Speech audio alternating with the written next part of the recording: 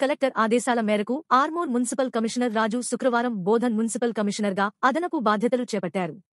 ఈ సందర్భంగా ఆయన మున్సిపల్ కార్యాలయ సమావేశ మందిరంలో అధికారులతో సమావేశం నిర్వహించారు. ఇందిరమ్మ ఇండ్ల నిర్మాణ ప్రక్రియను వేగవంతం చేయాలని అధికారులను ఆదేశించారు. ఈ కార్యక్రమంలో మున్సిపల్ కార్యాలయం అధికారులు, సిబ్బంది పాల్గొన్నారు.